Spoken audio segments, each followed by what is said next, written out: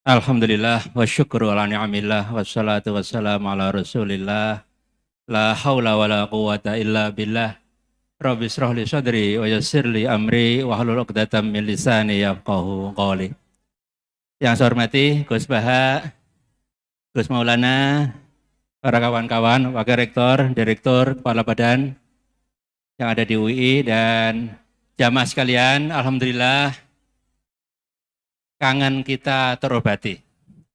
Hari ini kita bersyukur, berbahagia, Gus Baha meluangkan waktu untuk bisa mengisi pengajian di Universitas Islam Indonesia dalam kaitan dengan Milad Universitas Islam Indonesia yang ke-80 yang juga dikaitkan dengan persiapan Ramadan. Dan hadir juga, izinkan saya menyapa Pak Rektor Senior, Ustadz Harsoyo, Pak Dekan Senior, ya, mohon izin, saya di sini, Ustadz. Bapak, kita berterima kasih dan mudah-mudahan Bapak, kita semuanya ini tidak hanya menjadi muhibbin, karena muhibbin itu levelnya masih bawah. Nah, naik sedikit, mustami'in, nah, kira-kira gitu. Dan naik lagi menjadi muta'allimin. Nah, mudah-mudahan level kita tidak hanya muhibbin, tetapi sampai level yang lebih tinggi, muta'allimin. Dan karena Ibu Bapak tadi hadir di sini tidak untuk mendengarkan saya, tetapi Gus Baha, saya singkat saja, kita mulai bersama dengan basmalah. Bismillahirrahmanirrahim. Terima kasih. Selanjutnya kami mohonkan Gus Baha untuk bisa memulai pengajian. Wassalamualaikum warahmatullahi wabarakatuh.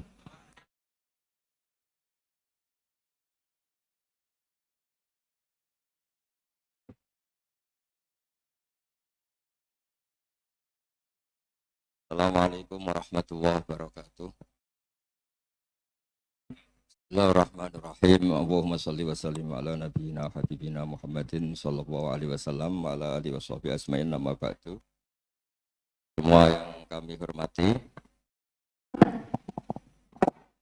ada Pak Rektor, ada Rektor Senior Pak Harsoyo, ya teman-teman direktur, dosen semua yang saya hormati. Tadi katanya mau naik kelas ya. Kalau naik kelas dari rumah saya niatkan mari mengkaji diroyah. Diroyah itu melogikakan riwayat. Jadi misalnya kita sering dengar Rasulullah SAW sering ngendikan kalian masuk surga itu bukan hanya berdasar amal, tapi berdasar anugerah Allah Subhanahu wa Ta'ala. Oke, kita sepakat amal kita, perilaku kita, ibadah kita andaikan dikompensasi dengan nikmat yang Allah berikan tentu tidak seimbang.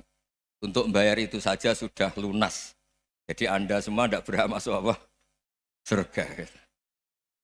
Sehingga di beberapa riwayat dijelaskan ada orang yang 500 tahun ibadah, nggak pernah maksiat. Ditanya sama Allah, kamu masuk surga karena apa? Karena ibadah saya ya Allah. Ya sudah, surga kamu 500 tahun saja karena ibadah kamu 500 tahun. Ini cerita umur-umur orang dulu.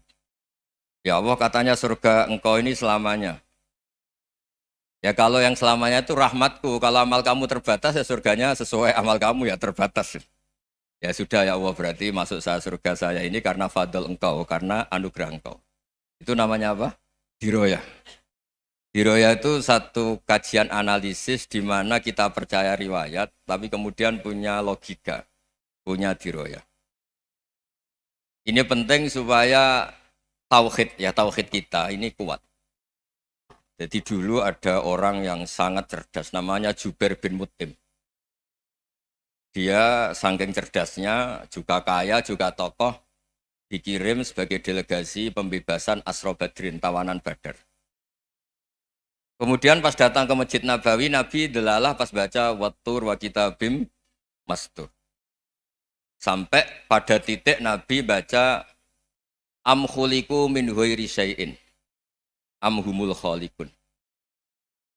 Apakah penciptaan yang sedemikian canggih itu dimulai tanpa perwujudan, tanpa sesuatu yang real, yang maujud. Orang itu langsung bersimpuh, matur, ya Rasulullah saya Islam. Kada qalbi yatir, hampir hati saya, otak saya, pikiran saya itu terbang. Karena logika yang dibangun ateisme misalnya kalau alam raya ini dimulai dari nihilisme, berarti logikanya apa? Al-adamu yakhluqu maujudan. Alam raya ini kan maujud. Maujud itu ada. Kalau yang lebih dulu itu ketiadaan, berarti ketiadaan menjadi sebab kewujudan. Kalau dalam bahasa Arab itu al-adamu yakhluqu maujudan. Sesuatu yang harusnya nggak jadi faktor karena ketiadaan, menjadi faktor sesuatu yang nyata. Itu kan nggak masuk akal. Ya, kalau alam raya ini ada al-adam sing yasbiku maujudan, berarti alam raya ini al-adamu yakhluqu maujudan, suatu yang tidak ada menciptakan yang ada. Dengan logika itu terus kita ngaji, diajari sama guru-guru kita, sifat dasar Allah itu maujud. Wallahu maujudun qadimun. Terus masuk.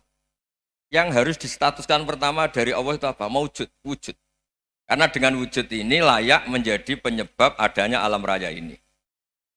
Sehingga ketika kita menolak faham nihilisme atau ateisme, faham tanpa Tuhan, tanpa pencipta awal, kita punya diroyah.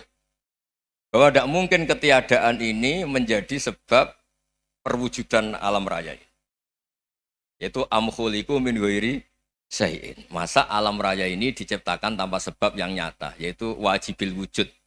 Siapa itu? Allah Subhanahu wa ta'ala. Begitu juga menyangkut sholawat. Orang boleh beda pendapat tentang redaksi sholawat. Ada yang sholli ala Muhammad, ala Sayyidina Muhammad, Nabi Muhammad. Monggo lah masalah redaksi saja.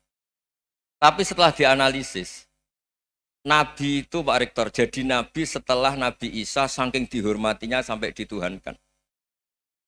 Juga jadi Nabi yang ada cerita masih hangat, orang Yahudi itu bunuh Nabi. Jadi yang satu mendudukkan Nabi sedemikian tinggi sampai kayak Tuhan, yang satu menjatuhkan Nabi sedemikian rendah sampai dibunuh. Kayak apa susahnya jadi Nabi Muhammad SAW. Kemudian dengan gampang hadaddin agama ini bikin syariat yang bernama sholawat. Redaksinya monggo lah sesuai tradisi masing-masing. Allahumma sholli ala Muhammad, Allahumma sholli ala Sayyidina Muhammad, ala Nabiyina Muhammad, monggo lah. Tapi yang jelas redaksi ini kalau didiroyah dikaji, Allahumma itu Tuhan, Tuhan itu pemberi. Wa Muhammadun wa in jalla qadruh abdun min ibadi. Muhammad apapun tinggi derajatnya tetap berstatus hamba. Sehingga agama ini terjaga oleh syihotus sholawat. Agama ini terjaga oleh redaksi sholawat. Yaitu Allah tetap pemberi sebagai Tuhan yang enggak tersaingi, la syarikalah. Rasulullah Muhammad wa in jalla qadruh. Apapun prestasinya, bisa mi'raj, bisa apa saja, tetap seorang hamba yang butuh muhtajun ila rahmatih. Jika redaksi Allahumma sholli ala Muhammad ini mengukuhkan yang Tuhan tetap Tuhan, hamba pilihan tetap hamba pilihan. Tentu dengan redaksi ini kemudian kita mendudukkan Nabi benar-benar posisi terhormat. Yaitu orang yang paling berhak dapat askat tahiyat, mendapat penghormatan Allah paling tinggi, yaitu Rasulullah Muhammad SAW. Dan itu diulang-ulang oleh Allah. Subhanalladzi asra bi abdi. Status hamba ini diulang-ulang. Lagi-lagi ini bernama diroyah. Bernama apa? Contoh ketiga misalnya fihi ayatum bayyinatum maqamu Ibrahim. Dulu orang Yahudi itu ada diskusi masif. Syaratnya Nabi itu mbah-mbahnya harus Nabi. Harus keturunan Nabi. Kemudian semua Nabi rata-rata di Palestina, di Syam. Lalu Muhammadnya asal-usulnya dari mana? Tahu-tahu orang Arab kok Nabi, padahal orang Arab itu dulu jahiliyah. Walhasil terus diceritakan, bukti Muhammad ini turunan Ibrahim adalah ada jejak kaki Nabi Ibrahim di dekat apa? Ka'bah. Fihi ayatum bayyinatum maqamu Ibrahim. Kalau Nabi Ibrahim pernah di Mekah, artinya beliau pernah meninggalkan turunan yang di Mekah. Yaitu bernama Nabi Muhammadun sallallahu alaihi wasallam. Itu disebut fihi ayatum bayyinatum maqamu Ibrahim. Nah, itu namanya diroyah. Diroyah itu satu perilaku keseharian kita beragama, kemudian tahu logikanya. Yang keempat misalnya, mangkana yu'minu billahi wal yaumil akhir fal yukrim apa? Jaro. Orang yang iman karena Allah dan Rasul, maka memuliakan tetangganya. Andaikan pakai hukum sosial, tentu kalau tetangga kita baik, kita baik. Kalau kurang baik, kok kurang penggawean kan gitu. Tapi dulu itu pernah ada seorang ulama itu dibully ya, dikerjain sama anak muda tetangganya. Pak Kiai datang ke rumah saya. Orang ini datang. Kemudian setelah di rumahnya, saya tidak jadi butuh sama Pak Kiai, silahkan pulang. Itu Kiainya senyum menikmati. Dan itu terulang 3 kali. Dibully seperti itu, dikerjain terulang 3 kali. Lalu tetap Kiainya tuh asik, seneng sekali. Lama-lama muda ini tanya, kenapa engkau tidak tersinggung? Padahal saya kerjain sampai 3 kali. Tak undang, terus tak suruh pulang, tak undang, tak suruh pulang. Kata Kiai tadi, yang memerintahkan baik sama tetangga itu Allah. Jadi saya nikmati ketika bisa baik sama Anda. Tidak ada urusannya dengan perilaku Anda yang menolak saya. Nah itu terus kita tahu, memang motifnya kita baik sama tetangga karena iman sama Allah dan Rasul, bukan hukum kompensasi sosial. Jadi kalau mau diteruskan Pak Rektor, saya ngajar di sini ya karena perintah Allah itu orang alim harus ngajar, bukan karena perintah Rektor. Kalau diteruskan.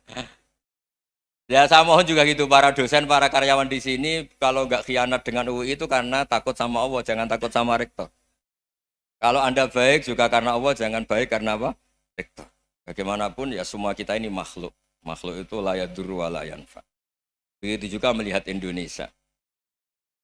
Melihat saya ini kan ikut di UI itu lama sekali, ikut sama Profesor Zeni dari Profesor Zeni nulis tafsir. Mungkin Pak Harsoyo tahu banyak, dulu Pak Lutfi ya tahu banyak. Tapi saya memang nggak pernah terbuka karena ya memang nggak ingin sebenarnya. Kondisi ini kondisi darurat.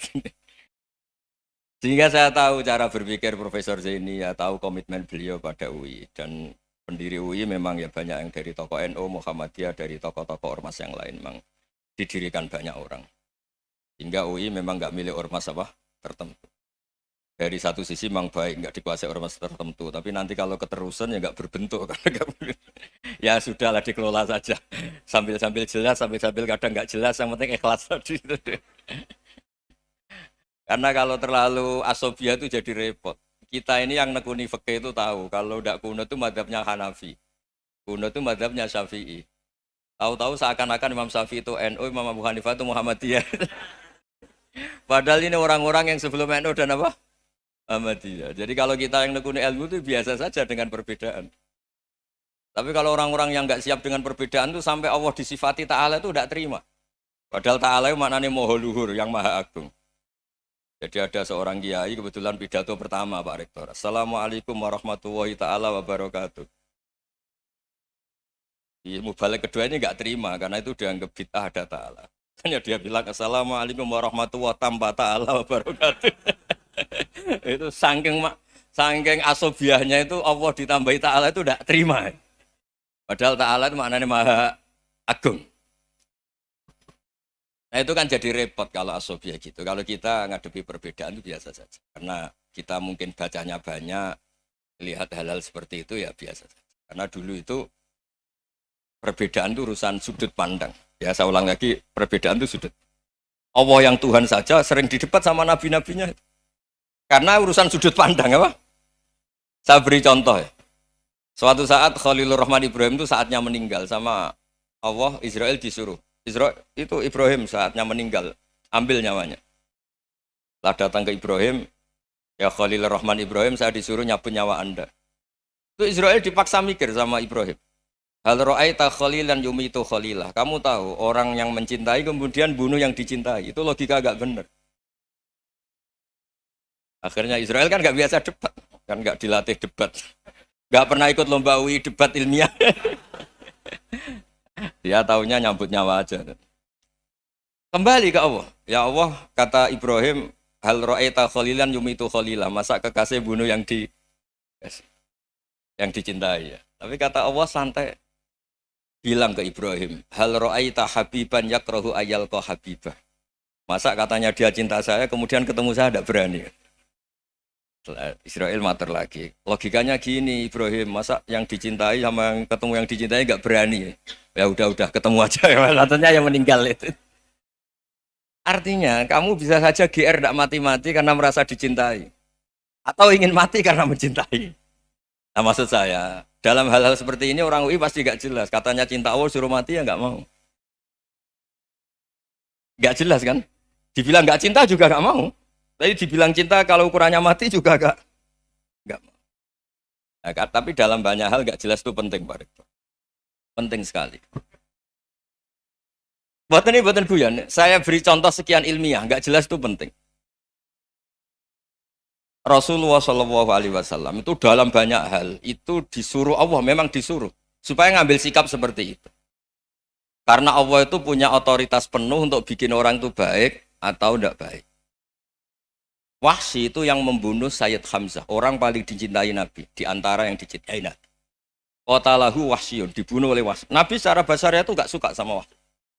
Sampai cara lahir ya ingin corong Jawa, ingin masuk nol. Tapi apa kata Allah? Laisa laka minal amri syai'un aw yatuba alaihim aw yu'adziba. Itu tidak wilayah kamu Muhammad. Malah Wahsy dikasih tobat sama Allah. Khalid bin Walid. Itu perang Uhud kalah itu karena ide brilian Khalid bin Walid. Pas itu masih panglima kafir. Yaitu pura-pura kalah, ghanimah dilepas, sahabat turun, pasukannya naik, walhasil orang Islam kalah. Khalid bin Walid akhirnya juga masuk Islam. Orang yang secara basariah Nabi itu enggak siap.